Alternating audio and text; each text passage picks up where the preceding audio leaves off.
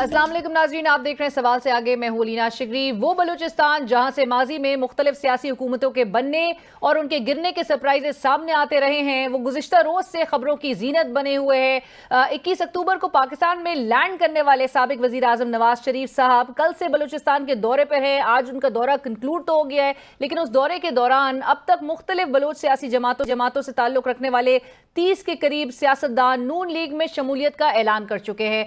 इन सियासतदानों का ताल्लुक बलूचिस्तान अवामी party, PTI, BNP समेत दीगर जमातों से है, जबकि अक्सरियत बाप पार्टी से ताल्लुक रखने वाले सियासतदानों की है। ताहम दिलचस्प बात यह है कि बलूचिस्तान अवामी पार्टी ने अपने कई अराकीन नून लीग में जाने के बावजूद अपनी सियासी शनाख्त बरकरार रखने का फैसला किया है और ये इंदिया दिया है कि वो इंतखाबात के बाद नून लीग के साथ सियासी इत्तेहाद बना सकती है। पाकिस्तानी सियासत के मिजाज को देखते हुए नून लीग बाप अराकीन की शमूलियत कोई सरप्राइज तो नहीं, मगर इस लिहाज से हैरानकुन जरूर है कि इसी बाप पार्टी के हवाले से मरीम नवाज साहिबा माजी करीब में शदीद तनकीद किया करती थी और इस हवाले से एस्टैब्लिशमेंट के किरदार पर भी सवालात उठाए जाते रहे। बलूचिस्तान के अवाम को अपने नुमाइंदे चुनने का कोई हक नहीं है। रातों रात बाप या माँ के नाम से एक पार्टी बनती है और वो एक बच्चे को जन्म देती है और अगले दिन वही बच्चा वजीर आला की कुर्सी पे बिठा दिया जाता है। Shem Shem Shem. आपने बाप से वोट ले लिए, वो वाले बाप से वोट ले लिए जो अपने बाप की इजाजत के बगैर किसी का साथ नहीं देता। बाप का जब हुक्म होता है तो वो हुकूमती बेंचेस के ऊपर जाके बैठ जाते हैं। बाप का जब हुक्म होता है तो वो ऑपोजिशन बेंचेस पे आके बैठ जाते हैं या इंडिपेंडेंट हो जाते हैं। वही नून लीग जिसमें बाप अराकीन और दीगर बलोच सियासतदान शामिल हुए हैं, वो आजकल बिलावल भुट्टो साहब की शदीद तनकीद के रेडार पर है और इस शमूलियत के बाद बिलावल भुट्टो ने नून लीग को ये चैलेंज दिया है कि वो हर तरह की लेवल प्लेइंग फील्ड मैसर होने के बाद अपने बलबूते पर इलेक्शन लड़ें, ना कि किसी खौफ के साए में नशिस्तें ढूंढें। साबिक वजीर आजम शहबाज शरीफ साहब ने क्वेटा में आज बिलावल भुट्टो साहब को भी एक जवाबी मशवरा जरूर दिया। मैंने नून लीग का अंदर का जो वर्किंग है वो काफी नजदीक से देखा है। 15 महीने से वफाक में हुकूमत में हो, सूबा में हुकूमत में हो, अदारे भी आपके साथ हो, बाय इलेक्शन से खौफ की वजह से भाग जाए। सरप्राइज क्या देंगे आप हमें जनरल इलेक्शन में भाई? रोने धोने से कुछ नहीं होगा। हम पीटें और एक दूसरे के ऊपर इल्जाम तराशी करें, ये कोई मुनासिब बात नहीं है। दूसरी जानिब नून लीग इस बात पर तो खामोश है कि माजी में उनकी शदीद तनकीद का निशाना बनने वाली बाप पार्टी के अराकीन अब नून लीग में क्या कर रहे हैं, मगर नवाज शरीफ साहब ये बयानियां जरूर अपनाते दिखाई दे रहे हैं कि अगर किसी ने बलूचिस्तान की तरक्की की बात की है तो वो सिर्फ नून लीग है। हमको इकट्ठा करने के लिए हम यहाँ पे मौजूद हैं। हम बलूचिस्तान के अंदर सड़कें बना रहे थे, मोटरवेज बना रहे थे। बातें करने वाले तो बहुत आए हैं, अमलन कभी किसी ने कुछ नहीं किया। कहाँ गई वो तब्दीली? पूछना चाहिए आप सब लोगों को। सियासी मामलात से हटकर आज की दूसरी अहम तरीन खबर सुप्रीम कोर्ट में फैजाबाद धरना केस की नज़रसानी अपीलों की समाअत से मुताल्लिक है। सुप्रीम कोर्ट की हिदायत के मुताबिक वफाकी हुकूमत ने फैजाबाद धरने की इंक्वायरी के लिए 3 रुकनी इंक्वायरी कमीशन तश्कील दे दिया है, कायम कर दिया है, जिसके TORs आज सुप्रीम कोर्ट में चीफ जस्टिस काजी फाइज ईसा की सरबराही में काम करने वाले 3 रुकनी बेंच के सामने पेश किए गए। चीफ जस्टिस काजी फाइज ईसा ने यह रिमार्क्स दिए कि फैजाबाद धरना इंक्वायरी कमीशन को साबिक आर्मी चीफ, साबिक वजीर आजम और साबिक चीफ जस्टिस को बुलवाने का इख्तियार भी होगा। उनका मजीद कहना था कि कमीशन के पास तलबी के बावजूद पेश ना होने वालों को गिरफ्तार करने का इख्तियार भी होगा। फैजाबाद धरना केस में तमाम नज़रसानी अपीलों के वापस लिए जाने के बाद आज सुप्रीम कोर्ट ने धरना इंक्वायरी कमीशन को अपनी तहकीकात 2 माह के अंदर मुकम्मल करने की डेडलाइन देते हुए केस की समाअत 22 जनवरी 2024 तक मुलतवी कर दी है। और आज के प्रोग्राम में नाजरीन हम ये जानने की जरूर कोशिश करेंगे कि कल की विलन कैसे हो गई। बलोच सियासतदानों की नून लीग में शमूलियत किस नई प्लेइंग फील्ड बनने की तरफ इशारा है? बाप अराकीन ने किसकी यकीन दहानी पर अपनी जमात छोड़ी? फैजाबाद धरना इंक्वायरी कमीशन असल जिम्मेदारान का तयन कर लेगा? साबिक आर्मी चीफ और DGISI को तलब करने में कमीशन अपनी अथॉरिटी इस्तेमाल कर पाएगा? और नाज़रीन, इस वक्त हमें प्रोग्राम में ज्वाइन कर रहे हैं डॉक्टर जहांजेब जमालदीनी साहब, सीनियर रहनुमा बलूचिस्तान नेशनल पार्टी मेंगल। अस्सलाम वालेकुम डॉक्टर साहब, बहुत शुक्रिया हमें ज्वाइन करने के लिए। डॉक्टर साहब, سب سے پہلا سوال تو بلوچستان میں بڑے نواز شریف صاحب متحرک گزشتہ روز سے دکھائی دے رہے ہیں اور بڑی سیاسی ایک بڑی تعداد ہے سیاسی شخصیات کی جنہوں نے نون لیگ میں شمولیت اختیار کی ہے. ڈاکٹر صاحب آپ کی جماعت کی قیادت کل کیوں نواز شریف صاحب کے ساتھ ملاقات میں نظر نہیں آئی؟ کیا مینگل صاحب کے جو نواز لیگ کے ساتھ جو تحفظات تھے اور شدید اختلافات تھے وہی باعث بنے؟ بہت بہت شکریہ جی. پہلی بات تو یہ ہے کہ ہمارے ہاں چونکہ ہم پی ڈی ایم میں ہم خود شامل تھے, ہمارے اختلافات اس نہج تک نہیں تھے کہ ہم حد سے زیادہ ایک دوسرے کی مخالفت پہ اتر آئے. مینگل صاحب سردار اختر جہاں مینگل ملک میں موجود نہیں ہے اور باقی جتنے بھی دوسرے دوست ہیں وہ بھی یہاں پہ موجود نہیں تھے. اتفاقاً جو ہے نا ان سے ملاقات ہماری ہو نہیں سکی. ہم بھی جو ہے ریگریٹ کرتے ہیں, ہماری ملاقات اخلاقاً ہو جانی چاہیے تھی کہ وہ یہاں پہ ہمارے مہمان تھے. اور رہی بات جو ہے نا یہاں پہ سیاسیات کا, وہ تو آپ کو پتہ ہے کہ میاں صاحب یہاں پہ آئے ہیں اور میاں صاحب نے جو ہے نا ظاہر اس کے پاس جو ہے نا ہمارے بہت سارے لوگ جو سیاسی طور پہ اپنے کو بالغ سمجھتے ہیں اور اکثر مختلف سیاسی جماعتوں کو چھوڑنے کے بعد ایک بار پھر جو ہے نا نئے سیاسی جماعت کا رخ کر رہے ہیں. ایک رسم بنی ہوئی ہے خصوصاً جو ہے نا بلوچستان میں, اور بلوچستان میں کوشش یہ کی جاتی ہے کہ ڈیموکریسی کنٹرولڈ ہو, آزادانہ نہ ہو.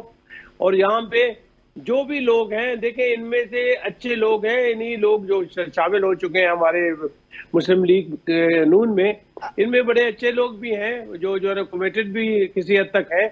لیکن بعض اس طرح کے لوگ ہیں کہ جو اکثر جو ہے پارٹیاں بدلنے سے اجتناب نہیں کرتے, اور انہوں نے یہ کوشش شروع سے آج تک کی ہوئی ہے کہ بھئی ہمیں جو ہے نا یہ انہیں جو ہے نا آپ یہ سمجھ لیں کہ برا بھی نہیں لگتا اگر ہم وہ پارٹیاں بدل دیں.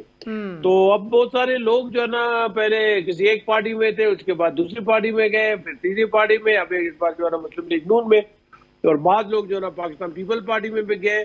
تو بہرحال ان کی اپنی مرضی ہے, سیاست میں جو ہے نا زبردستی تو ہوتی نہیں ہے, کوئی کسی پہ زور نہیں کر سکتا. یہ ان کی اپنی فکر ہے, ڈیموکریٹکلی سب آزاد ہیں, ہر ایک کو جو ہے نا پارٹی چننے اور پارٹی میں شامل کرنے کی آزادی تو ہے شروع سے. تو ہم تو یہ کہتے ہیں کہ یہ سیاسی عمل کا ایک حصہ ہے, اس پہ جو ہے نا ہم رنجیدہ بھی نہیں ہے, اس پہ ہم غصے میں بھی نہیں ہے. لیکن ایک چیز ہے کہ اس میں ہماری کوشش یہ ہونی چاہیے کہ حکومت اور اسٹیبلشمنٹ اس بارے میں جو ہے نا نیوٹرل رہے, اور خاص کر جو ہے نا دخل نہ ہو سیاست میں. بٹ ڈاکٹر صاحب اس سے ہی متعلق قطع کلامی کی معافی, لیکن آپ نے کہا بلا شبہ اس میں کوئی شک نہیں کہ سیاسی مستقبل کا فیصلہ کرنے کی آزادی تو سب کو حاصل ہے, لیکن آپ کو لگتا ہے کہ یہ جو اتنی بڑی تعداد میں نون لیگ میں شمولیت اختیار کر رہے ہیں یہ خود کر رہے ہیں؟ دیکھیں جی میں تو یہ نہیں کہہ سکتا, میرے معلومات اور میرے کنٹیکٹ اس نیچ تک نہیں پہنچے کہ مجھے معلوم ہو سکے کہ ان پہ پریشر ہے یا آزادانہ طور پہ چھوڑ چکے ہیں. لیکن جو ہے نا ایک چیز جو بڑی کلیئر ہے, خصوصاً جو ہے نا کچھ لوگ کچھ عرصے پہلے پیپل پارٹی کا رخ کر چکے تھے جو شامل ہو چکے, اور کل کی جو ہے نا شمولیت میں ایک آدھ لوگ جو پیپل پارٹی میں گئے تھے واپس مسلم لیگ نون کا رخ انہوں نے کیا. تو اس بارے میں مطلب مکمل طور پہ جو ہے نا آشنا نہیں ہوں, مجھے نہیں پتا کہ یہ لوگ آزادانہ گئے ہوئے ہیں یا ان پہ کوئی پریشر تھا. لیکن اگر پریشر نہ ہو بھی ضروریات ہوتی ہیں بعض اوقات, کیونکہ یہ جو ہے نا ایک مشہور ہو چکا ہے کہ اس بار حکومت جو ہے نا مسلم لیگ نون کو ملے گی. تو اس مطلب آپ یہ سمجھے کہ لوکریٹو ایک سچویشن اس وقت ہے, پرکشش سچویشن ہے. اس پرکشش سچویشن سے میرے خیال میں متاثر ہو کے بعض لوگوں نے مسلم لیگ نون کا رخ کیا اور اسے جوائن کر چکے ہیں. وہ کشش کیا نظر آ رہی ہے نون لیگ میں, اور یہ جو آپ نے کہا کہ ہواؤں کا رخ بھی جو ہے تو اس میں کوئی شک نہیں کہ اسٹیبلشمنٹ کی ہواؤں کا رخ بھی جو ہے کسی کی طرف ہونا ضروری ہے, وہ بھی آپ کو نظر آ رہا ہے؟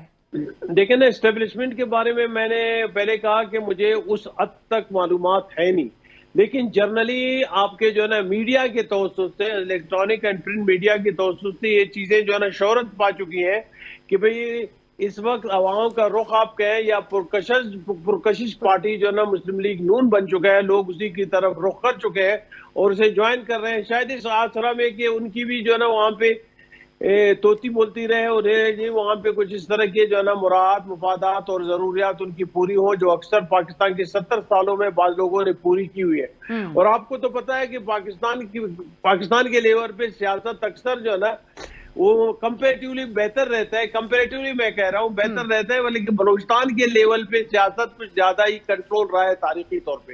ڈاکٹر صاحب مجھے یہ بتائیے گا کہ مینگل صاحب کی طرف سے آپ کی جماعت کو کی قیادت کو کوئی ہدایت تھی؟ یہ جو ملاقاتیں ہو رہی تھی آپ نے بھی ذکر کیا شروع میں کہ اچھا ہوتا کہ اگر ملاقات ہو جاتی، تو آپ لوگ کو کوئی ڈائریکٹو دیا گیا تھا کہ نہیں ملاقات نہیں؟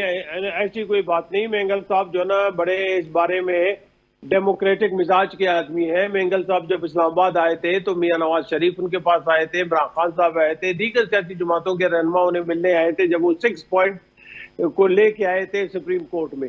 تو یہاں پہ جو ہے نا میاں نواز شریف صاحب یا ان کی ٹیم وہ ہمارے مہمان تھے. یقیناً جو ہے نا ہمیں اس سے ملاقات کر لینا چاہیے تھا، لیکن ہمیں جو ہے نا مکمل پروگرام کے بارے میں معلومات نہیں تھیں، اور خاص کر میرے پارٹی کے دوست جہاں سے الیکشن کی خاطر مختلف جو ہے نا ڈسٹرکٹ میں جو جا چکے تھے ان کو بھی یہ نہیں تھا معلوم کہ یہاں پہ میاں صاحب کب آ رہے ہیں، ان کا پروگرام ہے کیا. لیکن آپ کی جماعت کی تو کچھ لوگوں کا نام سامنے آیا.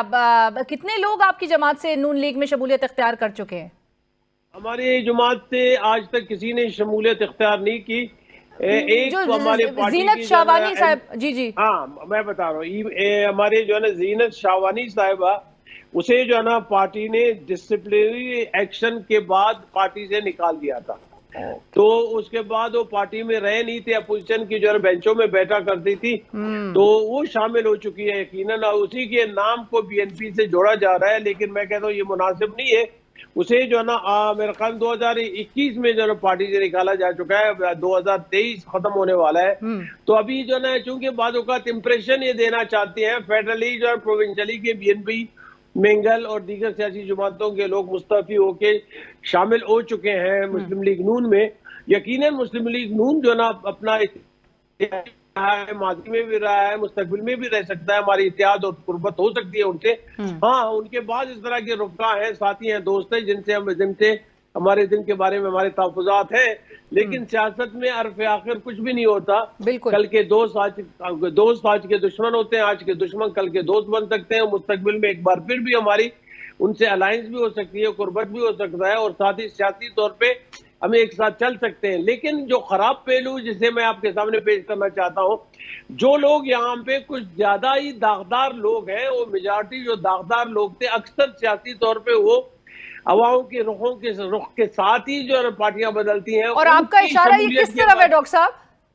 وہ جو ہے نا میں بی این پی کے لوگ نہیں ہیں، وہ تمام جو ہے نا اب آپ جو ہے باپ پارٹی کے بعد لوگ جو اکثر سیاست میں جو ہے نا مختلف پارٹیوں کا رخ کرتے ہیں، اپنی سیاست کو بھی بدلتے ہیں، اور ساتھ ہی ساتھ جو ہے نا مفادات کے جو ہے نا اصول کی خاطر ہر وقت وہ مطلب اب یہ کہ برساتی مینڈکوں کی طرح اپنی پارٹیاں بدلتے ہیں.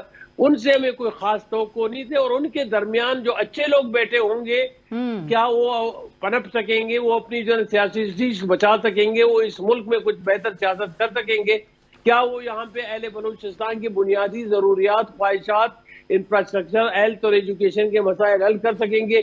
تو مجھے لگتا ہے ان کی موجودگی میں یہ چیز ہے نہیں. یہ نہیں ہو سکتا، یعنی کہ آپ اس کو ایک مثبت ڈیولپمنٹ نہیں سمجھتے کہ ان کی یہ چاہے جس بھی پارٹی میں چلے جائیں؟ میں تو یہ کہتا ہوں کہ میاں صاحب خصوصاً جو ہے نا بڑے زیرک سیاستدان ہیں، ان کو اس بارے میں کچھ زیادہ ہی محتاط ہونا چاہیے، کیونکہ یہ لوگ جو ہے نا مختلف سیاسی جماعتوں سے ہو کر آئے ہیں، اور ان پر تو خود ہی نون لیگ بھی تنقید کرتی رہی، ان کے قیام پر بھی تنقید کرتی رہی ہے نون لیگ.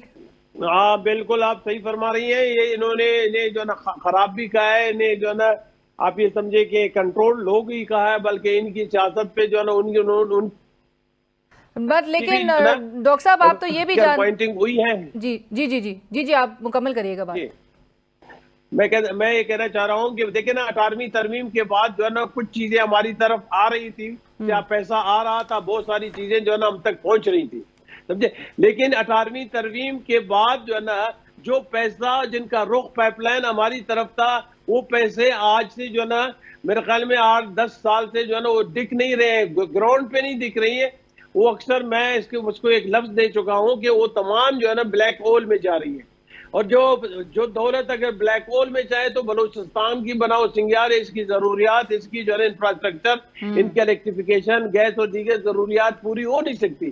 تو اب مجھے خدشہ یہ ہے کہ ایک بار پھر ایسا نہ ہو کہ اتنے جو ہے نا وافر مقدار میں بہت سارے لوگ جو ہے مسلم لیگ کا رخ کر چکے ہیں، کہیں بلوچستان میں مسلم لیگ کی بدنامی کا باعث نہ بنے کیونکہ بلوچستان میں بہت اچھے لوگ بھی مسلم لیگ کے ہیں، جنہیں میں کہوں کہ کافی عرصے سے جو ہے نا وہ یہاں پہ ان کے ساتھ کنیکٹڈ ہے، ان سے پیوستہ ہے، ان کے لیے انہوں نے کام کیا ہے، لیکن مجھے شک ہے کہ وہ کارنر ہو جائیں گے اور یہ نئے جتنے بھی جو ہے نا پسلی بٹیر ہیں یہ آ کے مسلم لیگ پہ قابض ہوں گے، ایک بار پھر مسلم لیگ کے لیے مسائل پیدا کریں گے، اسے بدنام کرنے کی کوشش کریں گے. رائٹ، لیکن یہ آپ نے بہت بڑی بات کر دی ہے ڈاکٹر صاحب. لیکن مجھے یہ بھی بتائیے گا کہ مینگل صاحب نے، آپ کو یاد ہوگا کہ اگست میں نگراں وزیر اعظم کی تقرری پر ان کو تحفظات تھے اور انہوں نے اس حوالے سے نواز شریف صاحب جب لندن میں موجود تھے تو ان کو خط بھی لکھا تھا. وہی 22 جولائی کے ایک پیغام کے تسلسل میں انہوں نے خط لکھا تھا جس میں انہوں نے تمام نکات پیش کیے تھے اور انہوں نے یہ بھی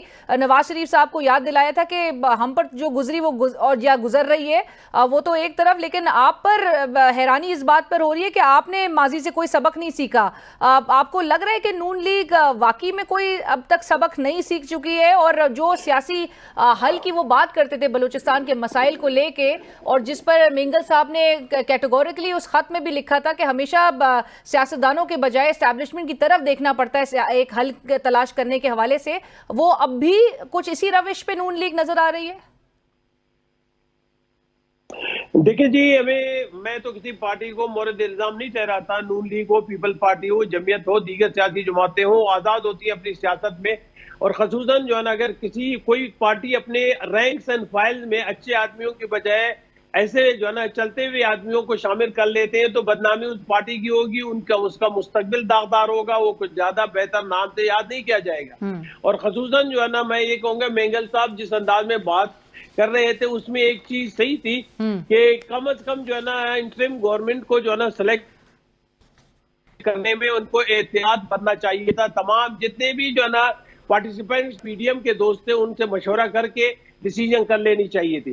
لیکن چونکہ ابھی جو ہے نا ان کی مجبوریاں ہیں، شاید ان کی جو ہے نا اس حد تک کمزوریاں ہیں جن کمزوریوں سے بعض لوگ بھی فائدہ اٹھاتے ہیں، شاید کسی نہ کسی شیپ میں ان پہ کوئی پریشر بھی ہے، یا وہ کیس کچہریاں جو ماضی میں جو بنی ہیں جو غلط بنی تھی ان کے خلاف، خصوصاً جو ہے نا پی ٹی آئی کے دور میں جو ان کے خلاف بنی تھی وہ غلط تھی، انہیں سزا بھی غلط دیا گیا تھا. اسے ہم کنڈم کل بھی کر چکے، آج بھی کرتے ہیں. لیکن اگر اس کے بعد اس پہ جو ہے نا تھوڑی سی نرمی برتی گئی ہے، یہ اس کا حق تھا. جو زیادتیاں اس کے ساتھ کی گئی تھی اس کے بعد جو نرمی برتی گئی ہے میاں نواز شریف کے اور اس کی ٹیم کے بارے میں، وہ میرے خیال میں جائز ہے. لیکن میاں نواز شریف کو ایک چیز کا خیال رکھنا چاہیے کہ ہمیں جو ہے نا اگر پاکستان کو بنانا ہے، یہاں بھی اس کی اقتصادیات کو بنانا ہے، سیاسیات کو بنانا ہے، پارلیمنٹ کی بالادستی قائم کرنی ہے اور ایک آزاد مضبوط جو ہے نا جوڈیشل سسٹم یہاں پہ ہم نے رکھنا ہے، تو اسے جو ہے نا بعض اوقات مصلحت سے کام نہیں لینا چاہیے بلکہ بلیٹنٹلی جو ہے نا بعض مسائل کو حل کرنے کی کوشش کر لینا چاہیے.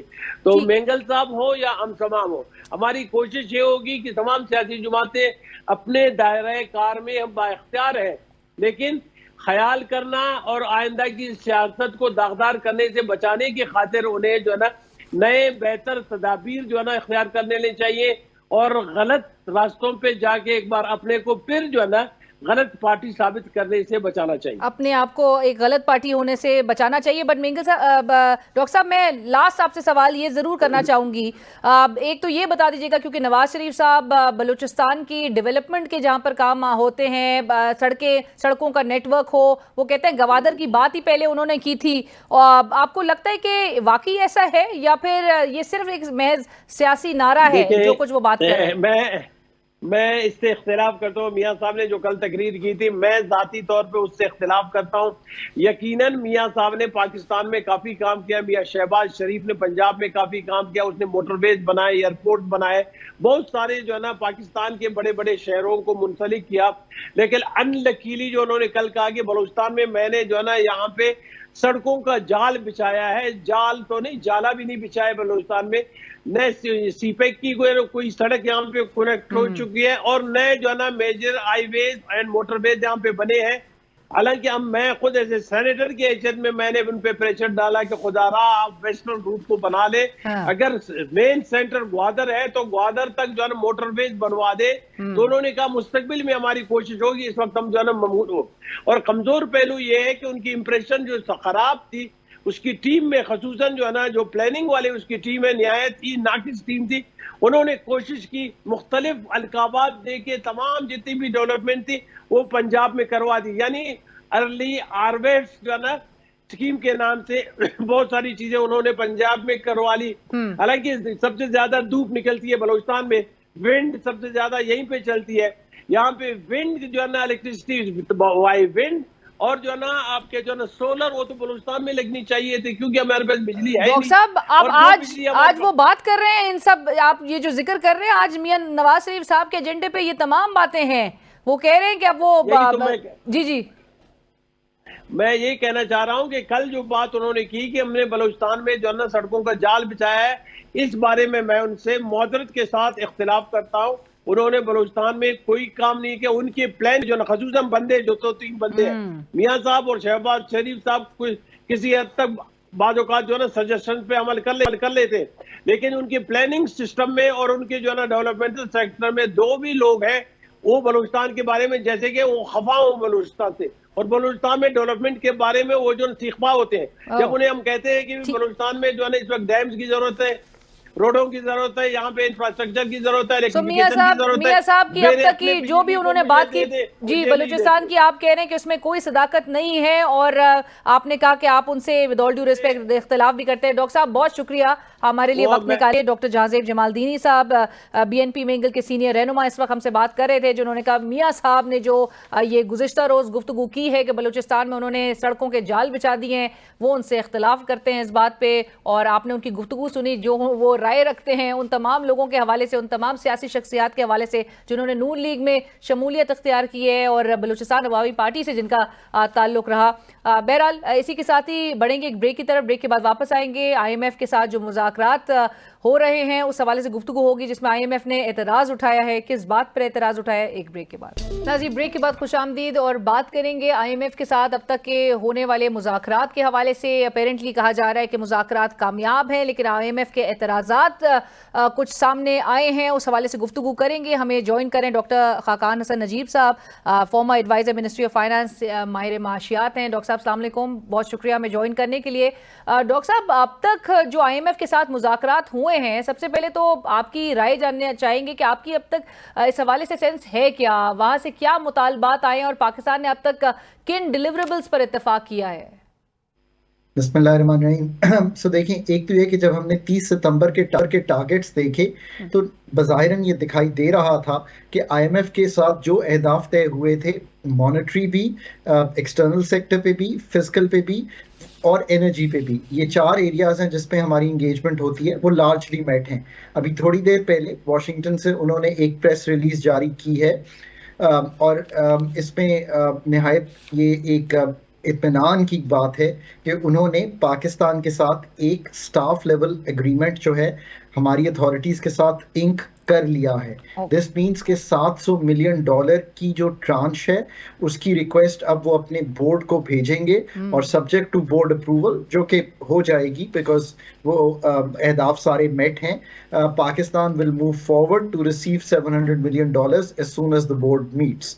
For Pakistan this is a really satisfying, comforting, جو بھی آپ الفاظ اس میں استعمال کر سکیں, اس لیے کہ ایکسٹرنل سچویشن ایسی نہیں ہے کہ ہم کوئی بھی انحراف کرتے. IMF سے جب بھی کیا ہے تو بہت تکلیف ہوئی ہے, ریزروز گرے ہیں, پریشر آیا ہے, انفلیشن بڑھی ہے. دوسرا انہوں نے یہ بھی کہا ہے کہ ایک نیسنٹ ریکوری یعنی کہ ارلی ریکوری جو ہے وہ دکھائی دے رہی ہے, اور جو انرجی اور یہ جو پرائسز ایڈجسٹ ہوئی ہیں اس کا بوجھ آف کورس بہت پڑا ہے, بٹ اس سے سرکولر ڈیٹ کا بڑھنا جو ہے وہ کچھ کم ہوا ہے. انہوں نے کہا ہے کہ پاکستان کو اپنی فسکل کنسالیڈیشن یعنی کہ ایکسپینڈیچرز کو کم کرنا اور ٹیکسیشن کے کچھ میجرز لینا جو ہے وہ کنٹینیوڈ رکھنے چاہیے, تاکہ ہم اپنے بجٹ کو خسارے کو اوور آل بھی کم کر سکیں, پر جو پرائمری بجٹ کا خسارہ ہوتا ہے یعنی کہ انٹرسٹ پیمنٹ کو نکال کے وہ سرپلس میں آ سکے. اس کے ساتھ ساتھ ہم نے تقریباً 9.3 ملین فیملیز کو اس وقت پاکستان کا جو پروگرام ہے انکم سپورٹ کا وہ جا رہا ہے, اس کی ایک اینول انفلیشن کی ایڈجسٹمنٹ ہونی ہے, وہ بھی اس سال میں ہوگی. So that's some better news for the people of Pakistan جو اس سے استفادہ کر رہے ہیں.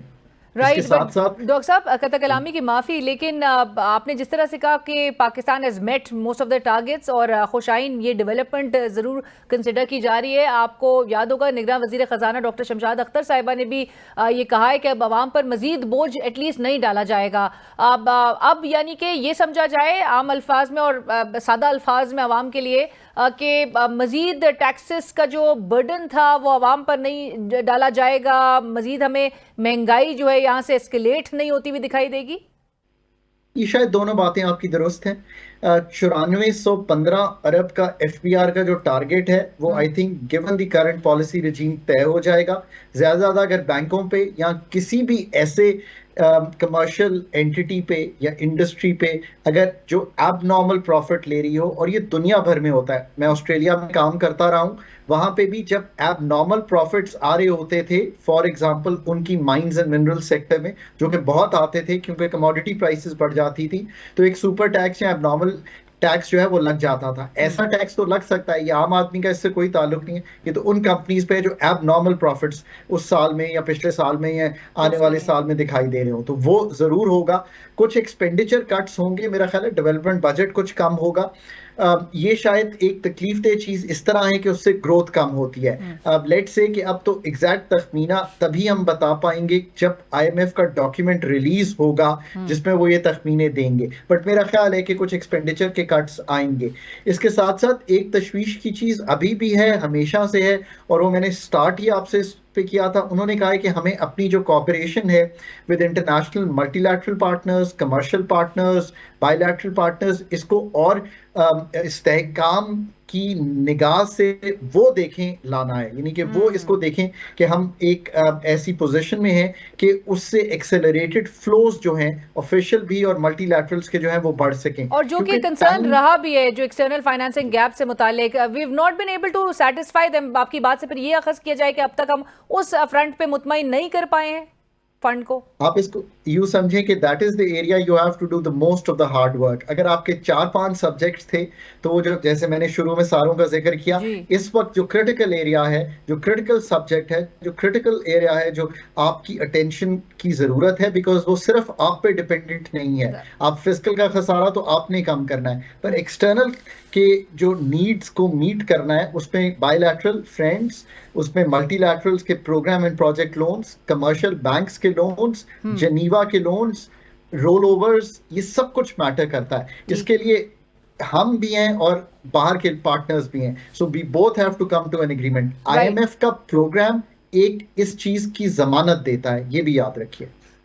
رائٹ ڈاکٹر صاحب، آخری سوال، اور وہ ہے اسپیشل انویسٹمنٹ فیسیلیٹیشن کاؤنسل جس کا قیام حال ہی میں عمل میں آیا، اور اس ایک فنڈ کے کنسرنز بھی سامنے آئے ہیں. اور آپ کو یاد ہوگا یہ جو ڈپٹی چیئرمین ہے پلاننگ کمیشن کے ڈاکٹر جہازیب خان صاحب، ان کی ہی بیان سے میں اس حوالے سے ضرور آپ سے سوال کرنا چاہوں گی کہ یہ جو کنسرنز شو کیے گئے ہیں، آپ کو لگتا ہے کہ آئی ایم ایف مجاز ہے اس قسم کے اعتراض اٹھانے کے حوالے سے؟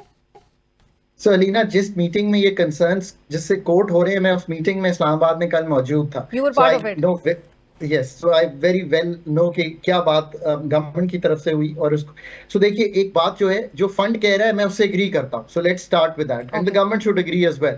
اب وہ کیا کہہ رہے ہیں؟ وہ یہ کہہ رہے ہیں کہ علینا اور خاقان اگر دو انویسٹرز ہیں تو علینا کو کوئی ایسا ٹریٹمنٹ نہ دیجیے جو ڈسٹارشن کریٹ کرے، یا ایسا اسپیشل فوکس نہ دیجیے، یا ایسا اسپیشل کنسیشن یا ایسا اسپیشل ٹیکس ریبیٹ نہ دیجیے کہ خاقان یہ سمجھے ایز این انویسٹر کہ یہ غلط ہے. اس میں کوئی غلط بات نہیں ہے. سو وہ یہ کہہ رہے ہیں کہ آپ ایس آئی ایف سی کا کام ضرور کیجیے، آپ اس کے آپریشن ضرور کیجیے، بٹ یہ سارا کام جو ہے یہ ٹرانسپیرنسی کے ساتھ ہونا چاہیے اور ہائی گورننس کے ساتھ ہونا چاہیے. یہ ایک ان کا کنسرن ہے، یہ جینوائن کنسرن ہے. میرا خیال ہے کوئی بھی اس سے ڈس ایگری نہیں کر سکتا.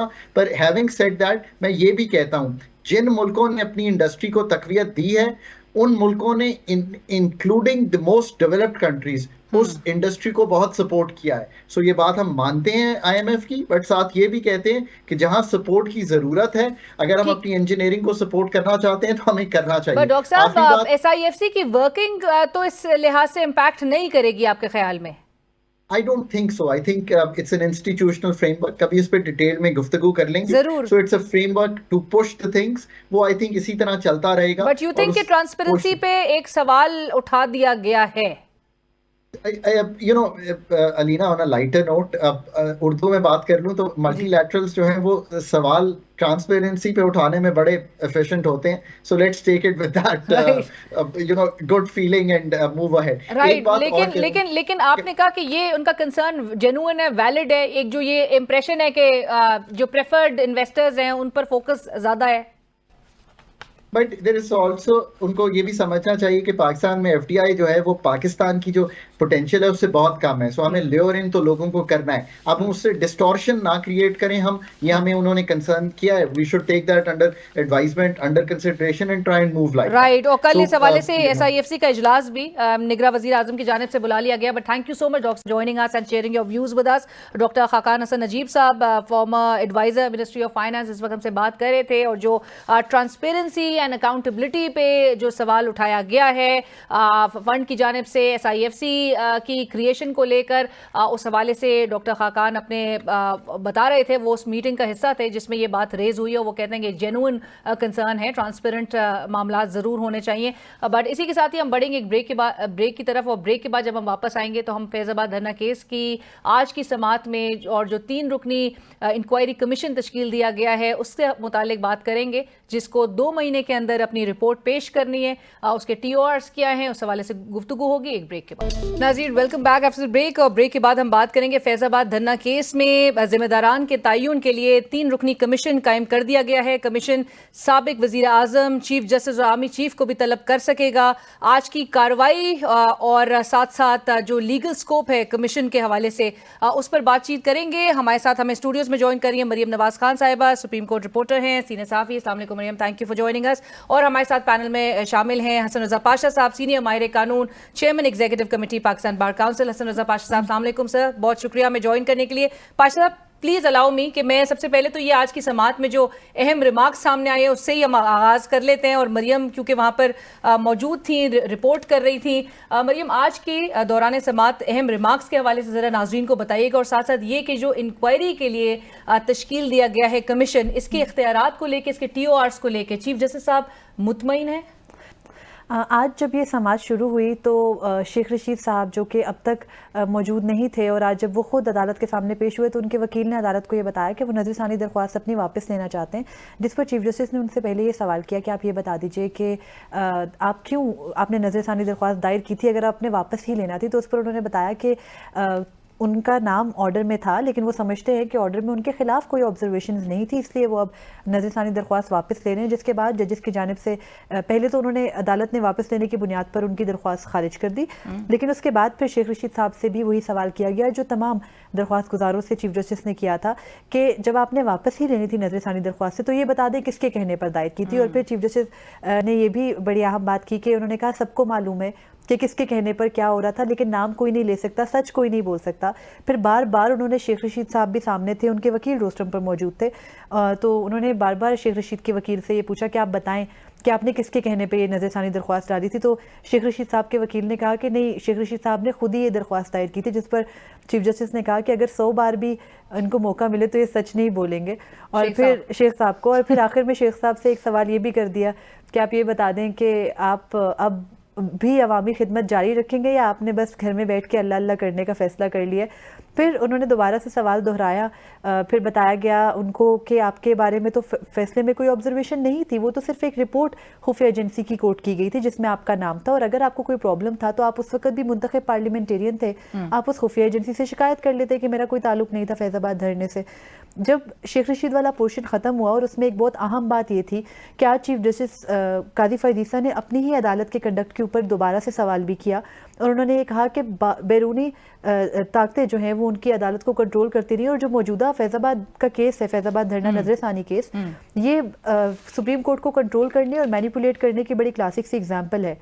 और फिर जस्टिस अतर मनल्ला ने भी उनकी बात को इंडोर्स ही किया, और उसके बाद फिर वफाकी हुकूमत की जानिब से जो इंक्वायरी कमीशन बनाया गया है वो पेश किया गया. उसके TORs बताए गए, उसके TORs पे अदालत मुतमईन रही, लेकिन उनको सिर्फ एक पॉइंट उसमें उन्होंने तरमीम करके ऐड करवाया کہ یہ صرف ایک ٹی او آر ایڈ کر دیں، 12واں ٹی او آر، کچھ 11 ٹی او آرس ہیں اس کے، کہ جو کمیٹی بنائی، سوری انکوائری کمیشن بنایا گیا ہے، وہ یہ بتا دے کہ تمام نظر ثانی 9 درخواستیں تھیں ٹوٹل، تو وہ 9 درخواستیں ایک ساتھ دائر کیسے ہوئیں، کیا یہ کوئی حادثہ تھا یا پھر کسی کے کہنے پہ دائر ہوئی، یہ بھی تعین کر کے کمیٹی بتائے. یہ کمیشن بتائے گا، کمیشن یہ بھی بتائے گا، اور 2 ماہ کا غالباً ان کو ٹائم دے گا. So on the whole chief justice sahib مطمئن تھے اس کے ٹی او آرس کو لے کے؟ بالکل مطمئن تھے، اور آج انہوں نے یہ بھی کہا کہ جب ان کے سامنے ابصار عالم صاحب جو کہ سابق چیئرمین، میں اس پہ آؤں گی، میں ابصارہ صاحب کے بھی جو تحفظات سامنے آئے تھے مریم، میں اس پہ آؤں گی. لیکن پاشا صاحب، آپ ابھی مریم صاحبہ کی بھی گفتگو سن رہے تھے، یہ جو پاشا صاحب ریمارکس دیے گئے ہیں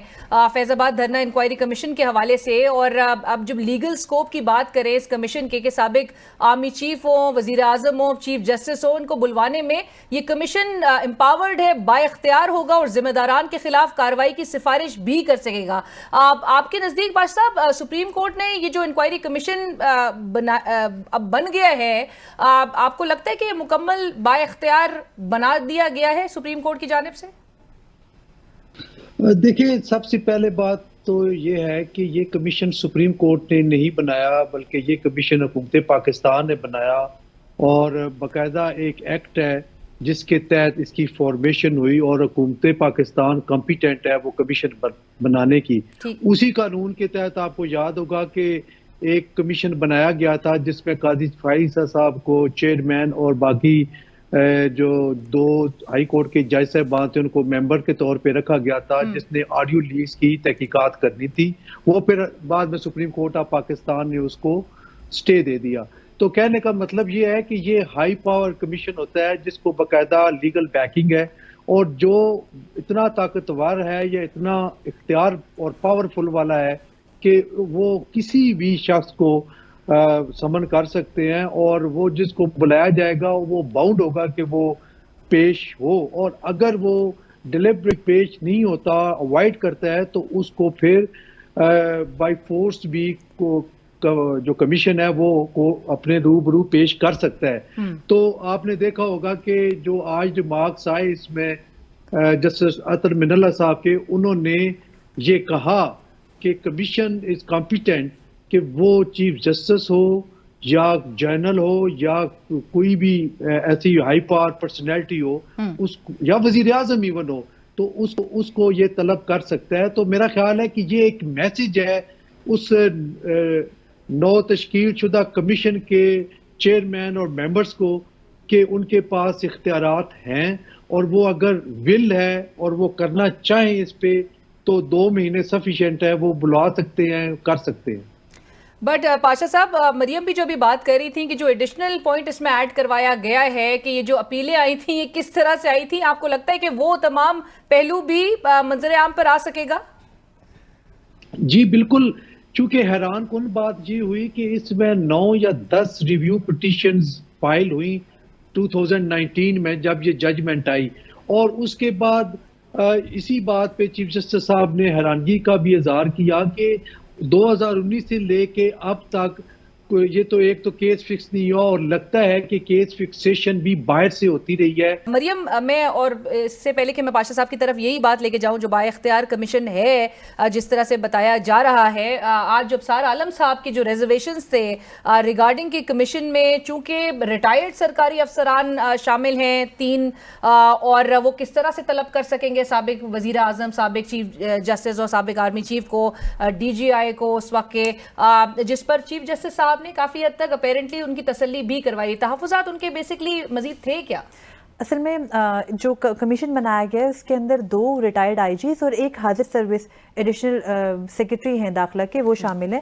اور ابصار عالم صاحب کی کنٹینشن یہ تھی اور ان کو اعتراض یہ تھا کہ اگر آپ نے 2 سابق بیوروکریٹس لگائے ہیں، کیونکہ ملک کے حالات ہی ہیں اور زمینی حقائق ایسے ہیں کہ بیوروکریٹس جو ہیں وہ ان کا لیول شاید سابق جو ریٹائرڈ جج ہیں یا سابق D G I S I ہیں ان سے نیچے ہی ہوگا، تو اس لیے وہ کیسے ان کو طلب کریں گے اور آزادانہ طور پر جو ہے وہ یہ کر सकेंगे तहकीकात, लेकिन इस पर चीफ जस्टिस और बेंच के दीगर अरकान ने उनके मौक़िफ़ को मुकम्मल तौर पर मुस्तरद किया और उनको ये कहा कि आप तसल्ली रखें, इसी कमेटी के, इसी इंक्वायरी कमीशन के सामने आप पेश होकर देखें। हो सकता है कि जो आप ये सोच रहे हैं कि ये इतना अच्छा और एम्पावर्ड कमीशन नहीं है, मुमकिन है आप ही ये कह रहे हो। चीफ जस्टिस ने उन्हें मुखातिब करके कहा कि आप ही ये कह रहे हो कि आप तो एक्सपेक्ट नहीं कर रहे थे कि ये इतना अच्छा तरीके से इंक्वायरी करेगा। तो उन्होंने कहा कि हम सबको पूरा उम्मीद होना चाहिए और उम्मीद पर ही दुनिया कायम है, तो हम भी ये उम्मीद कर रहे हैं कि इंक्वायरी कमीशन आज़ादाना तरीके से ये तहकीक करेगा। फिर चीफ जस्टिस ने यह भी कहा कि शायद साबिक ब्यूरोक्रेट्स को शामिल करने का मकसद ये होगा कि उनकी कोई जो है वो ACRs तो जाना नहीं है, ना ही कोई अफसर उनके ऊपर बैठा है जो उनकी रिपोर्टें बनाएगा,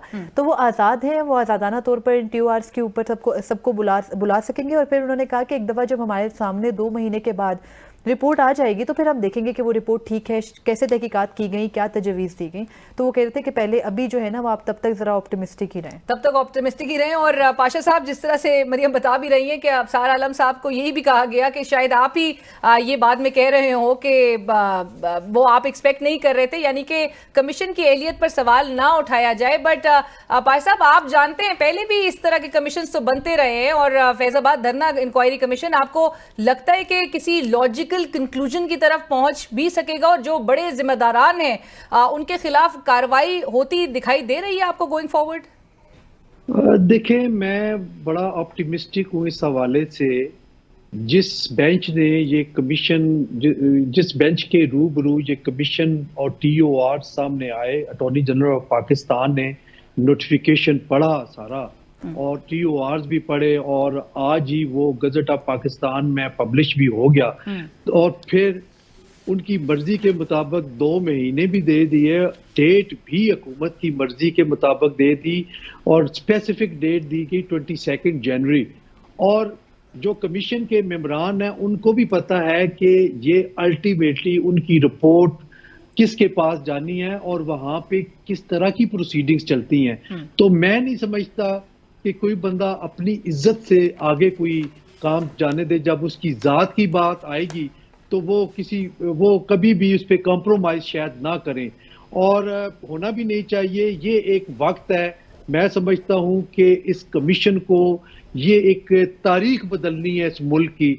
उसके लिए जब इन पे इतना एतमाद किया गया कि अगर अफसार आलम साहब ने ऑब्जेक्शन किया कि 2 रिटायर्ड सरकारी अफसरान हैं, बिल्कुल, तो हाँ, तो उस पे भी कोर्ट ने कहा नहीं, आप एतमाद करें और ये एप्रीहेंशंस पे बात ना करें। बट साहब आपका व्यू क्या है? एक इंप्रेशन तो ये आता है कि रिटायर्ड अफसरान फिर वो किस तरह से तलब करेंगे। अफसार साहब की बात में बहरहाल वेटेज तो उनकी बात रखती है। आपको नहीं लगता कि एक इंप्रेशन एक है कि ये कमीशन बाकी कमीशन की तरह एक टूथलेस कमीशन तो नहीं होगा, साबित होगा? I don't think so. मेरा ख्याल ये है कि इसमें कमीशन सबको तलब करेगा, पार्टीज को जो कंसर्न्ड और जरूरी पार्टीज हैं, और आप देख ले कि कौन कौन से हैं। नाम सब ने लिए हैं, अफसार आलम साहब ने नाम लिया है किस के कहने पे ये सब कुछ हो रहा है। उन्होंने लेटर्स लिखे प्राइम मिनिस्टर को, चीफ इलेक्शन कमिश्नर को, सबको, उसमें भी नाम मेंशन है। तो मैं नहीं समझता कि कमीशन को कोई हेजिटेशन होनी चाहिए उस शख्सियत को अपने रूबरू तलब करने की, और अगर वो नहीं करते ये तो पहले हफ्ते में पता चल जाएगा। चूंकि कमीशन ने जब स्टार्ट करना है, रजिस्ट्रार मुकर्रर होना है, एक उनका ऑफिस बनेगा, तो वो जब पहले नोटिस इशू करेंगे तो वहीं से उनकी डायरेक्शन पता चल जाएगी कि वो किस सिमत जा रहे हैं और क्या उन्होंने कलेक्ट करना है। तो मैं नहीं समझता कि इस मौजूदा सिनेरियो में वो ऐसा कुछ कर पाए जो कि जिसको बाद में वो डिफेंड ना कर सके। तो मेरा ख्याल है कि ऑप्टिमिस्टिक रहना चाहिए, और ये भी एक डिफाइनिंग मोमेंट है कि आने वाले सालों में जो बाइख्तियार लोग हैं उनको सोचना पड़ेगा कि मुल्क में ऐसा वक्त भी आ सकता है कि कोई कमीशन बन सकता है और वो उनको तलब भी कर सकता है, और ऐसे लोगों का सिर्फ तलब हो जाना और वहां पे हाजिरी दे देना ये भी एक सिग्निफिकेंस होगा और एक मिसाली چیز ہوگی جس کو کوئی بھی اگنور نہیں کر سکتا. رائٹ. بٹ پاشا صاحب آپ کو آپ پتہ ہے ریسنٹلی ابھی سابق وزیر اعظم نواز شریف صاحب نے بھی ایک بڑا ایک احتسابی ان کا بیانیہ سامنے آیا تھا اور اس سے ان کو وڈرا کرنا پڑا اپنی پوزیشن سے. لوگوں نے اس کو ایک یو ٹرن کے طور پہ ٹرم کیا, لیکن بہرحال اب وہ اکاؤنٹیبلٹی کی بات نہیں کر رہے, اور وہ تو باقاعدہ طور پہ ان کی جماعت کے بھی جو لیڈرز تھے وہ بھی نام لیتے تھے. یعنی کہ اس بات سے سمجھا جائے کہ ابھی جو انکوائری کمیشن بنایا گیا ہے آفٹر سپریم کورٹ انٹرونشن, مداخلت کے باعث سپریم کورٹ کی, تو وہ ڈیلیور کرے گا کمپلیٹلی. آپ بھی آپٹمسٹک ہیں؟ جی بالکل. میاں صاحب کو آپ سپریم کورٹ آف پاکستان کے ساتھ کمپیریزن نہ کریں. میاں صاحب ایک سیاستدان ہیں, وہ 3 دفعہ وزیر اعظم رہ چکے ہیں اور چوتھی ٹرم کے لیے وہ تیاریوں میں مصروف ہیں. رائٹ. بٹ صاحب قطع کلامی کی معافی, لیکن وہ اکاؤنٹیبلٹی کی بات کر رہے ہیں. بات تو وہ بھی صحیح کر رہے ہیں, اکاؤنٹیبلٹی تو ہونا چاہیے. جی تو وہ اگر نہیں سٹینڈ کر رہے تو وہ قوم دیکھے گی, قوم دیکھ رہی ہے, ان کو سٹینڈ لینا چاہیے تھا. اور یہ سٹینڈ انہوں نے پورے 5 سال مسلسل لیا ہے, یہ نہیں کہا جا سکتا کہ انہوں نے نہیں لیا. آج مصلحت پسندی کا اگر شکار ہو گئے ہیں تو وہ ایک الگ چیز ہے. لیکن میں آتا ہوں سپریم کورٹ آف پاکستان کی طرف, تو سپریم کورٹ آف پاکستان نہ تو کسی مصلحت پسندی کا شکار ہوگی اور نہ ہونا پڑے گا اس کو. اور انہوں نے جو ٹی او آرز بنایا ہے وہ بڑے امپورٹنٹ ہے. مجھے نہیں لگتا کہ جو کمیشن ہے وہ ان کو سکپ کرے, سائیڈ لائن ہو کے گزر جائے, تو پھر کمیشن والے بھی اکاؤنٹیبل ہوں گے سپریم کورٹ آف پاکستان کے پاس اور حکومت وقت کے پاس. رائٹ.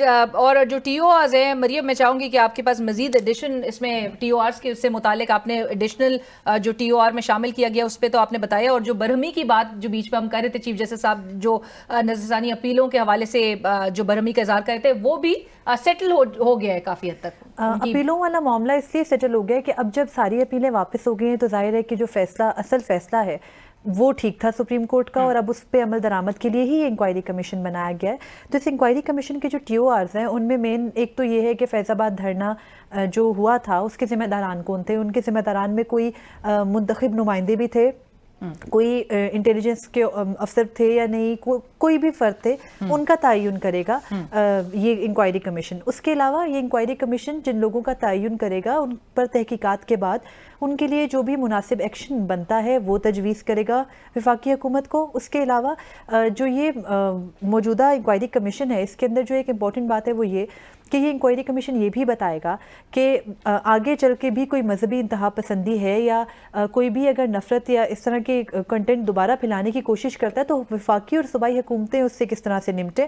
اور اس کے علاوہ یہ پولیس اور قانون نافذ کرنے والے اداروں کو بھی یہ بتائے گا کہ اس طرح کے دھرنے, ریلیوں, احتجاجوں سے کس طرح سے نمٹا جائے. تو یہ ایک مکمل, یعنی ایک تو ایک ایکٹیویٹی گزر گئی, اس کے آگے ایک وے فارورڈ کے لیے بھی اس میں ٹی او آر شامل کیے گئے ہیں کہ آئندہ کے لیے اگر کوئی اس طرح کی ایکٹیویٹی ہوتی ہے تو کمیشن بتائے گا کس طرح سے پریونٹ کر سکتے ہیں. سو پریونٹیو میجرز کے ساتھ بھی وہ سجیشنز بھی سامنے آئیں گی, اور 2 ماہ میں یہ کمیشن اپنی رپورٹ پیش کرے گا. اور پھر کمیشن کی پاورز تو ظاہر انکوائری آف کمیشنز کے انڈر ایکٹ کے اندر بہت زیادہ ہیں. کمیشن کے تابع ہیں تمام حکومتیں, وہ ہر قسم کی ایڈ اس کو پرووائڈ کریں گی. تو اب دیکھنا یہ ہے کہ 2 ماہ کے بعد تقریباً 20 جنوری 2024 کو یہ کمیشن اپنی رپورٹ مکمل کر کے جب پیش کرے گا تو 22 جنوری کو پھر اس کیس کی سماعت ہوگی. رائٹ. اور اس میں کوئی شک نہیں کہ جو 3 ریٹائرڈ سرکاری افسران ہیں دے ہیو امپیکیبل پروفائلز, ان کی پروفائل پہ کوئی سوال نہیں اٹھتے, اور ہوپ فل ہیں. حسن رضا پاشا صاحب بھی کہہ رہے ہیں کہ پازیٹیو ہیں, آپٹمسٹک ہے. اس کمیشن کی جو رپورٹ 2 ماہ میں اب جب منظر عام پہ آئے گی جو پیش کی جائے گی. بٹ تھینک یو سو مچ, بہت شکریہ حسن رضا پاشا صاحب, آپ کا بھی بہت شکریہ.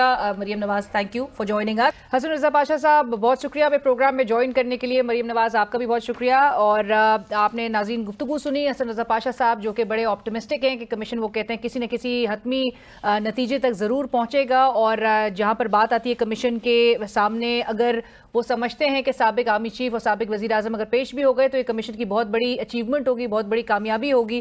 اور چونکہ اب سپریم کورٹ اس میں خود اس کو دیکھ رہی ہے تمام معاملات کو, تو لہٰذا کمیشن کی اتھارٹی پر جو ہے وہ کوئی ایشو نہیں, کوئی سوال نہیں اٹھتا. اور جو ابصار عالم صاحب نے بھی جو ریزرویشنز کا اظہار کیا تھا تحفظات کا, اس سے بھی متعلق چیف جسٹس آف پاکستان نے خود ہی ان کی تسلی بھی آج کی سماعت کے دوران کروائی. پروگرام کی ٹیم علینا شکی کو اسی کے ساتھ اجازت دیجیے. اللہ حافظ.